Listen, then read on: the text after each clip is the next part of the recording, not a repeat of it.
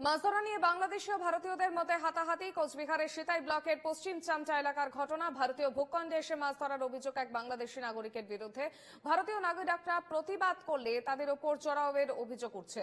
ঘটনায় সীমান্ত এলাকায় উত্তেজনা ছড়িয়ে পড়ে এবং পরবর্তীতে বিএসএফ এর ৭৮ নম্বর ব্যাটালিয়ন এবং বিজেপির ১৫ নম্বর ব্যাটালিয়নের মধ্যে ফ্ল্যাগ মিটিং এর মাধ্যমে সমস্যার নিষ্পত্তি হয়।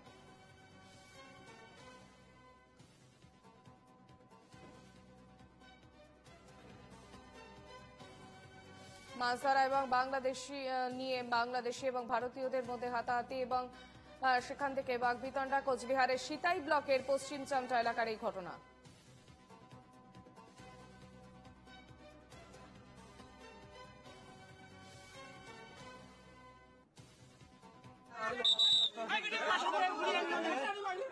খালি একটু সাপোর্ট দেন খালি।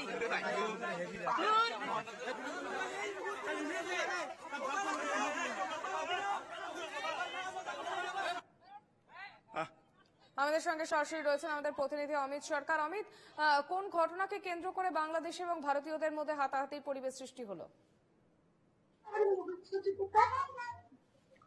একদমই দেখো অর্পিতা, তোমাকে জানিয়ে রেখে ইতিমধ্যে আজ কিন্তু আবারও কিন্তু বাংলাদেশের যে বর্ডার জড়িয়েছে সেই বর্ডার কিন্তু অশান্ত হয়ে উঠেছে। মূলত সিতাই বিধানসভার যে পশ্চিম চামচা এলাকা সেইখানটায় কিন্তু ইতিমধ্যে কিন্তু সকালবেলার দিকে কিন্তু সেখানে উত্তপ্ত হয়ে থাকে পরিস্থিতি। মূলত যে জানতে পারছে যে ভারতীয় ভূখণ্ড থেকে প্রবাহিত গিরিধারী নদী সীমান্তে জিরো লাইনে এসে কিন্তু মাছ ধরছিলেন ইন্ডিয়ান যারা বাসিন্দারা। সেই সময় কিন্তু বাংলাদেশি যারা রয়েছেন তারা এসে কিন্তু তাদের সাথে ধস্তাধস্তিতে বেজে যায় এবং পরবর্তীতে কিন্তু হাতাহাতি একটা পরিস্থিতি সৃষ্টি হয়।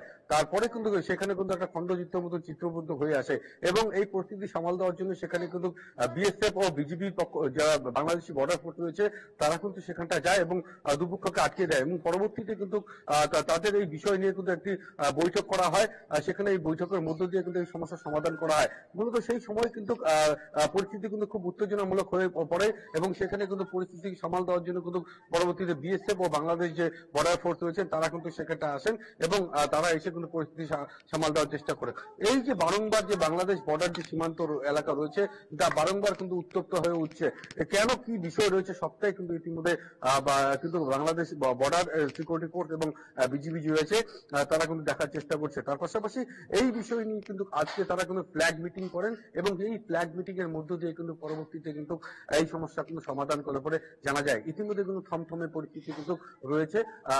সেই এলাকা কিন্তু ইতিমধ্যে বিএসএফ কিন্তু কড়া নিরাপত্তার মধ্যে রাখা হয়েছে যেন কোনোভাবেই যেন উত্তেজনামূলক পরিস্থিতি সৃষ্টি না হয় সেদিকে কিন্তু নজর রেখেছে সবাই বলে জানা যাচ্ছে। ধন্যবাদ অমিত।